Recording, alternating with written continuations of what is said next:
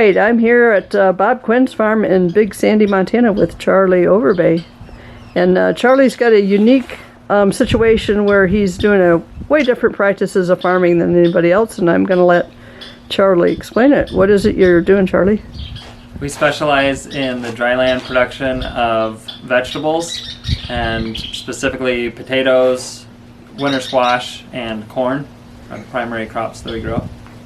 All right, now dryland, that means we're not adding any additional water. It's just whatever Mother Nature lets us have. Is that what that means? Yeah, that's exactly correct. All naturally rain and snow fed.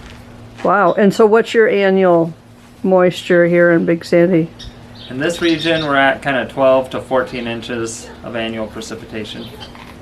All right, so, and we're in Montana. I think I said that. So central Montana, really, pretty much. And so why did you want to go down this path? It was kind of a path that was opened up to me, I guess. As a child, my father was a farmer, and so I had a passion in farming, but we moved off of the farm, so I didn't grow up living on the farm, but kind of had a hobby garden and livestock, but I had a passion for farming. So when I went to college, I was studying agronomy, crop and soil science, and I didn't necessarily have the interest in being a chemical applicator or crop advisor so much, but I was interested in understanding the principles of the science of what the plants and the soil are doing. And my long-term interest was in being an organic farmer. So I met Bob Quinn at the university and came out and was presented with an opportunity to work on his farm. And that's the system that he was doing. He's a large-scale grain farmer, dryland grain farmer, and he was doing multiple years of dryland vegetable research, and he found varieties and crop types that did consistently well under the dryland environment that he has here. And so I came to expand that and turn it into its own additional on-farm enterprise. Well, cool. And the potatoes that you guys raise and you raise is just unbelievable and taste way, way better than any other potatoes I've ever experienced. What varieties is working in the dryland? The main three that we are growing are Red Norland, Yukon Gem, and Purple Viking.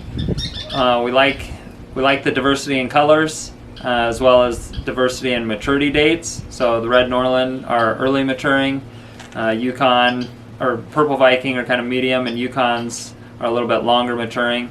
There's other varieties that we grow as well, but those are kind of the main ones.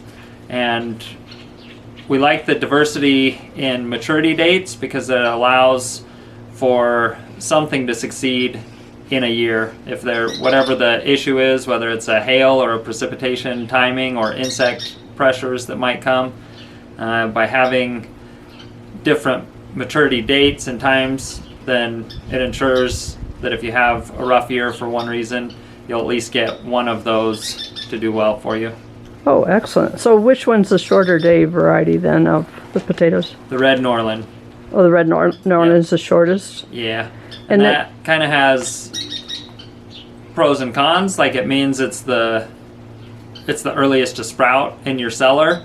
So it's coming out of dormancy, ready to grow sooner, so it might not last as long in storage if you're wanting to harvest and store this crop over the entire winter for food or for sales.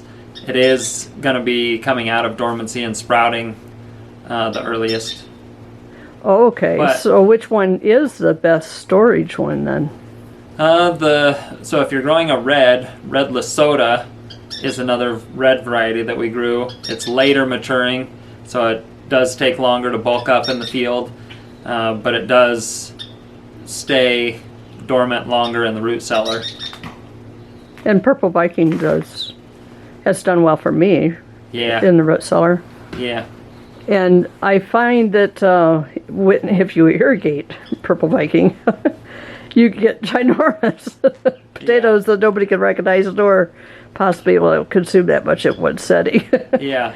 So Purple Viking, it actually says in the growing description, plant these potatoes closer together to prevent them from growing too large.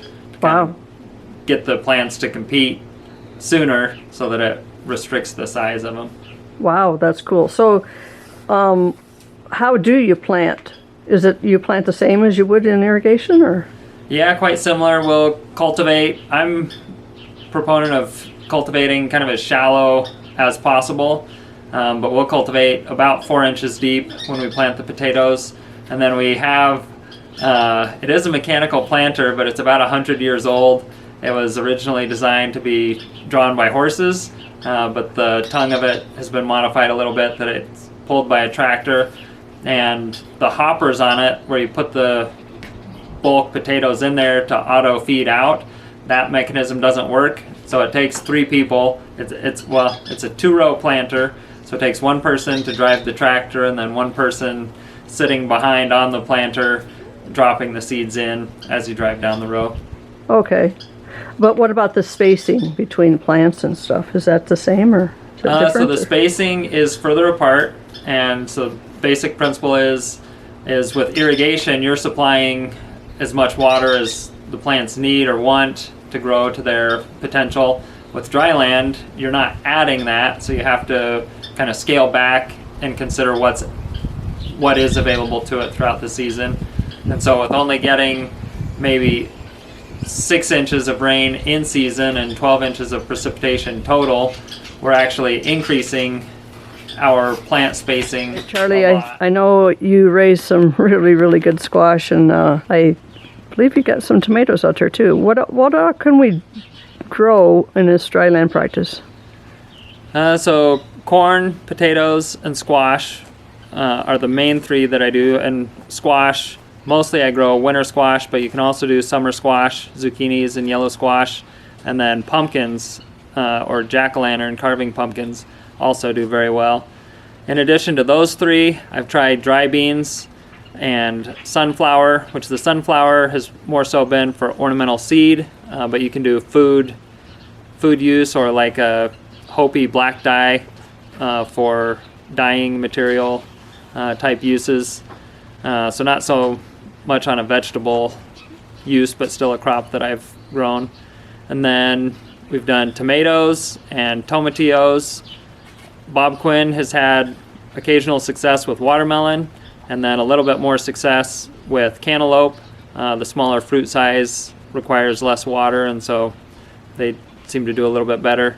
And then certain types of cucumbers, I really like an Armenian cucumber, which is actually more botanically a type of melon than it is cucumber, but they do pretty well. And then onions also grow well under our dryland farming practices. Oh, cool. And so we're out here in the middle of Big Sandy. Well, we're Big Sandy's kind of in the middle of Montana, and very, if you look around the scenery here, very rural. Where do you market? So the corn is primarily grown for seed, and we market that nationwide to various seed houses. We'll sell it to them in bulk, and then they package it up in the various seed sizes and sell it through their catalogs or websites. And then we're also expanding our corn production to be able to produce more for local and regional food sales. And then on the more vegetable side, the potatoes and the squash, our primary markets are really between Big Sandy, north to Havre, and south to Fort Benton. So we're about 50-mile radius from the farm is where our primary vegetable markets are. Our practice is, or our emphasis is to more so be an example of what people can do and encourage them to do these practices on their own for their own communities, more so than us being the one that's interested in feeding the whole state. So yeah, we focus on our vegetable sales quite close to the farm. We also grow squash and pumpkins for seed, and we sell that seed through Triple Divide Organic Seed Co-op. It's a Montana-based cooperative out of Polson. Oh, cool. So with the precipitation, because we get less, then we'll increase the plant spacing to allow more space for each plant before they're competing with each other and their neighbors. So our plant spacing on the potatoes, our rows are 3 feet apart, and our plant spacing is also 3 feet apart in the row. Irrigated setting is more of like 30-inch row spacing and maybe 1 foot apart in the row, so it's about 1/3 the plant population of an irrigated setting. Okay, and so it would require a little more land then, I guess. Yeah. But your production is still really high from what I have seen in the past. Yeah, it's the average yield per plant can be up to about 2 pounds per plant, and population around 4,000 to 4,500 plants per acre. So yield can be around 8 to 12,000 pounds of potatoes per acre. Wow. Which, if you're in the prime potato country of Washington or Idaho, that might sound quite low to you, with higher fertility or higher inputs and higher water availability that you're irrigating. But for a low input, organic, dryland situation, and the grain harvest that you can get in this region, 10,000 pounds of potatoes, dryland is pretty respectable for this area. Well, and especially when you consider your input cost is way dramatically low compared to theirs. I have been purchasing corn from you for several years, and I have to admit, I think it's the best corn on the planet. Thank you. And I come from corn country and had a lot of corn, and we're talking about corn that I would make into like cornbread. So can you tell me a little bit about your corn? Yeah, so our corn is quite a bit different than the industry standard of yellow dent corn. The corn that we grow is primarily native genetics, and I work with a man named Dave Christensen. He's currently 80 years old and resides in Big Timber, Montana, and for the last 54 years of his life, he's devoted it primarily to the breeding and preservation of native corn genetics. And so his primary varieties are Painted Mountain and Montana Murado Maize, and other commercial varieties are the Blue Mountain Flint, Blue Mesa Maize, and Homestead Hero. And here on the farm we grow 4 of those, and Ole Norgard in Shonkin, Montana grows the Montana Murado Maize. So the corn is shorter. It's about 5 feet tall. As far as what makes it unique, it has a soft flour starch. So dent corn has a mix of flint and flour starch in each kernel. These corns, minus the Blue Mountain Flint, they're all soft flour starch. Soft flour starch is normally higher protein than flint starch, and then also the native genetics are also normally higher protein than the modern dent corns. So on an industry standard of yellow dent corn, your protein might be in the range of 6 to 9%. But this past year in 2024, we did protein tests on all 4 of our corn lines. The Blue Flint, as I mentioned, expecting to be lower, was about 10%, and the Blue Mesa Maize, a solid blue soft flour starch, was as high as 14%, and the other 2 were in between there at 12 and 13%. So we were very happy with the high protein content. One other thing that makes the corn unique is the color pigment contains antioxidants. The blues and reds contain anthocyanins, the dark orange contains flobophanes, and the light orange contains carotenoids. And so with a population like the Painted Mountain, where it contains all of those colors in one population, when you're milling that and consuming that product, you're getting that large diversity of high nutrition and high diversity of antioxidants as a part of your grain diet. And I'll tell you what, the taste is beyond amazing. So, and I don't know if any of you know, but the taste relates to the nutrient value. So the better it tastes, the better it is for you. And it is just by far way more flavor than any other corn that I've consumed. All right, Charlie, so what if somebody wanted to plant dryland corn and maybe they want to go on vacation for the summer?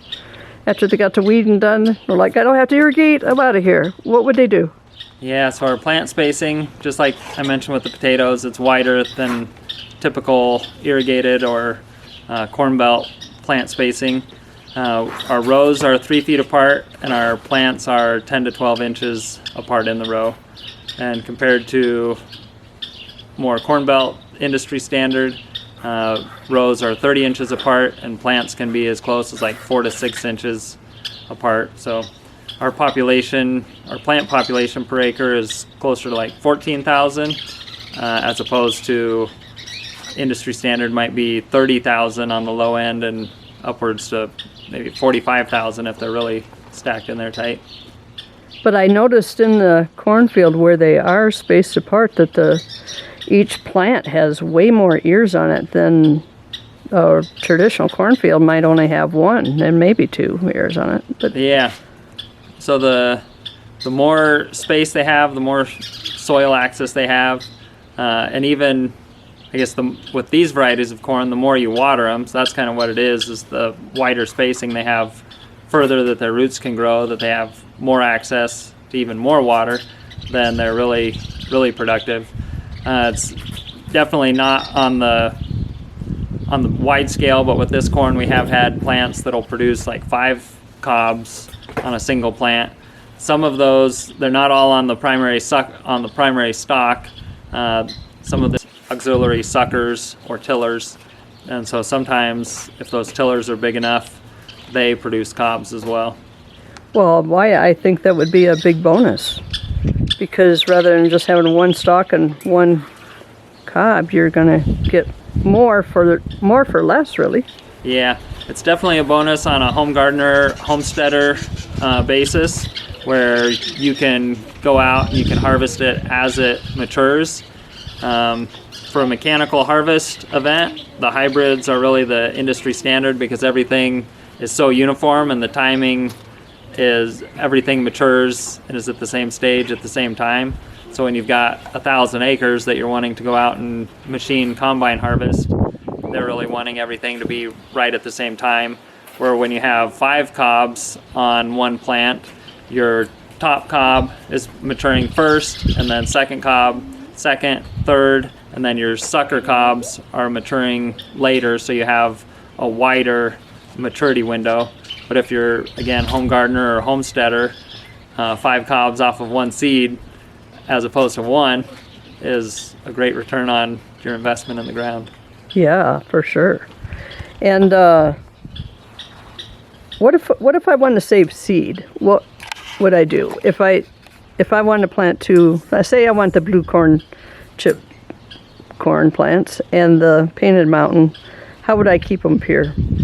So when you're saving seed from corn, it's important to understand the difference between field corn or flour corn or milling corn. Those are kind of all terms for the same, basically dry grain use corn, as opposed to sweet corn or popcorn.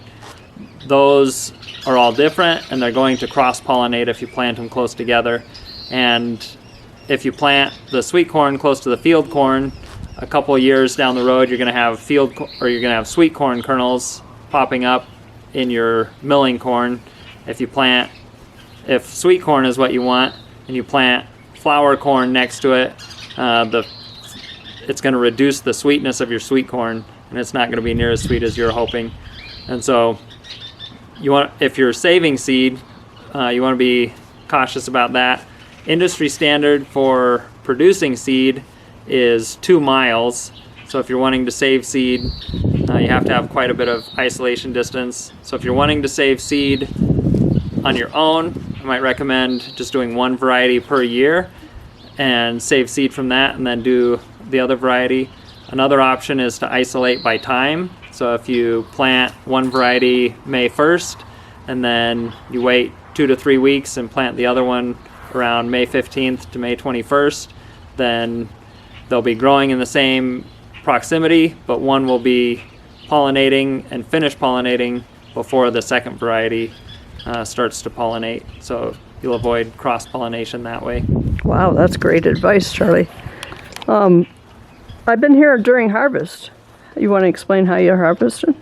Yeah, so our corns are primarily hand harvested, and because we're the seed farm for this and not just a food producing farm, and we're doing the genetic advancement and development of these crops, the harvest takes quite a bit longer than if you were just going out with the combine and bringing it in. The first stage is to do the genetic selection of it. So Dave Christensen and I go through row by row, plant by plant, first looking at the characteristics of the plant, and then if we like the plant, we'll pull back the husk and assess the cob, and if the cob passes, then we'll keep that. We do that through the whole entire field, not pulling back the husk on every cob, but just assessing the plants, and maybe the top 10% or less we'll be looking at and assessing. Once that process is done, then we have a harvest crew that comes in, and typically on a Saturday, we'll get anywhere from 10 to 30 community members to come in and help us handpick the harvest. And that ranges from people that volunteer to people that are paid, also to organizations where the people from the organization come and do labor on the farm, and then we'll make a donation to the organization in the value of the labor that they contributed.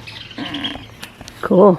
All right, Charlie. So from what my understanding of growing a lot of plants and stuff, that the better they taste, like I was saying earlier, the healthier the plant. But what's that got to do with the soil?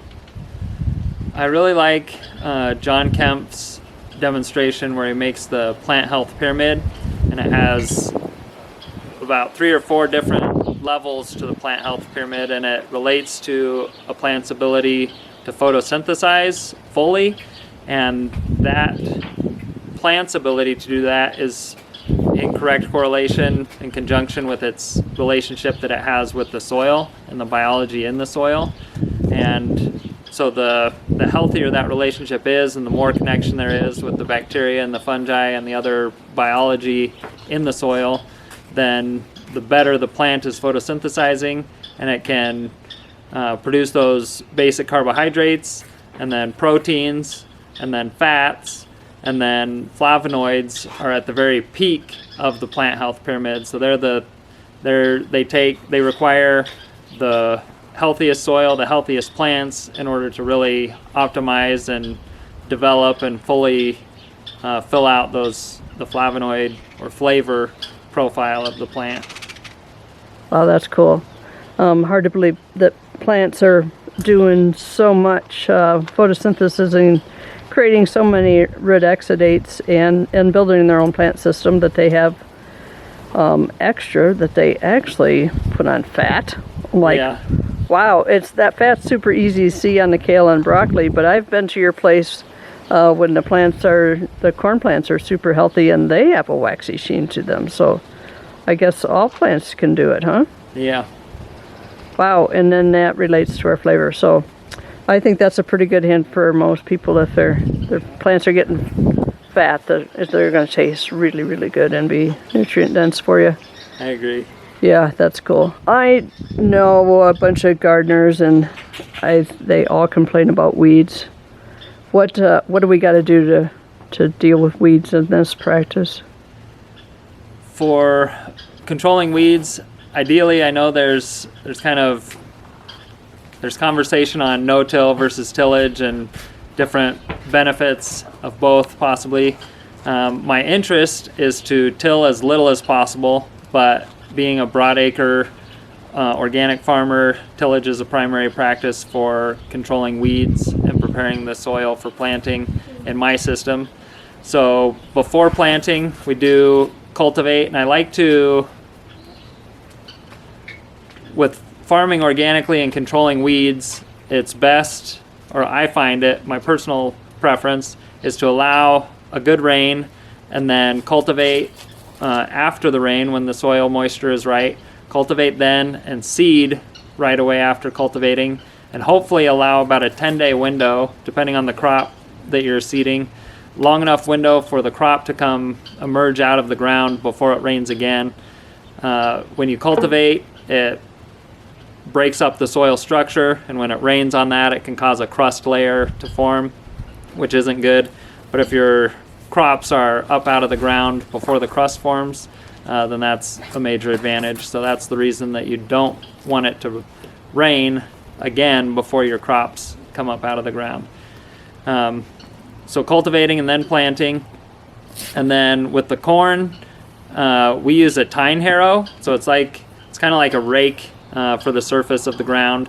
It tickles the ground and loosens that soil, and the timing is really critical. The tine harrow really only works when the seeds are in the thread stage, so almost before you can even see them.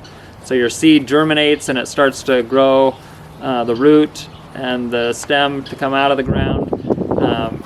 Right at that stage, before the root really anchors into the soil, is when you can loosen that soil and dry out the soil, and it will cause that little germinating seed or little weed to die. And so that gives your plant a little bit of a head start. And then really it's cultivating around the precipitation. If you cultivate and it's weed free, the weeds are really only triggered by the precipitation. So home gardeners have such a continuous issue with weeds because they're always watering and always re-triggering that vegetation to grow. And so when you water less, it has fewer re-triggering events for the weeds. So when it rains and it triggers a weed sprout event, then cultivating soon after that. If you wait too long until your soil's dry, then it's too hard, and if you cultivate, it's going to come up in clods. So your timing has to be when the soil moisture is proper. But we have like a little one-row farm-all cub tractor that we use for cultivating the corn and the potatoes, and it gets right up close to the row, and it has hiller discs that we can cover the top of the mounds for the potatoes, and it seems to do a pretty good job. You can terminate weeds by either cutting them, like pulling them or removing them from the soil, or you can also terminate weeds by burying them. So if your weeds are small enough and you throw soil over the top of them, then that also terminates them. So we use that principle as our crops get a little bit bigger. Cool. Right now, what's your business name, Charley? C&S Produce. And then if a person wanted to buy some of this wonderful corn that I make into cornbread, how would they get a hold of you? So the best way to contact me directly is through email. My email is my name, Charley Overbay, spelled CharleyOverbay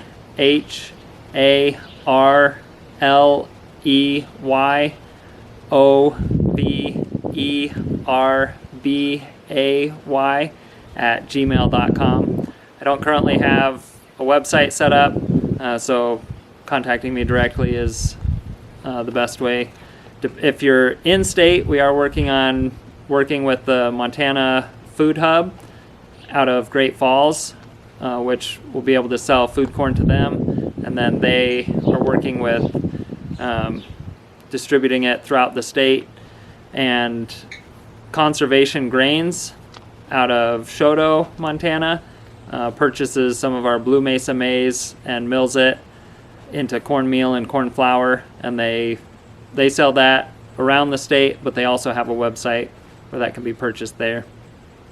Oh, cool. And somebody was making a box mix, right, of cornmeal? Ole Norgard. You can buy the Montana Murado maize from Ole Norgard of North Frontier Farms. You can purchase that through him. Cool. And it's available through a company called Cream of the West, which is actually one of Montana's oldest grain milling processing companies. Yeah, and they make cereal, right? Really good cereal. Yeah, they make some oatmeal type or multi-grain and cracked grain type hot breakfast cereals. Yeah, and a new one called Gruff that's really, really good. Yeah. Yeah, cool. All right, Charlie. Well, it's been wonderful with you and spend a little time out here in Big Sandy on this gorgeous non-windy day. Can you believe it? In There Montana. you go. It's a pleasure to be with you too, Patti. Thank you. See you later. See ya.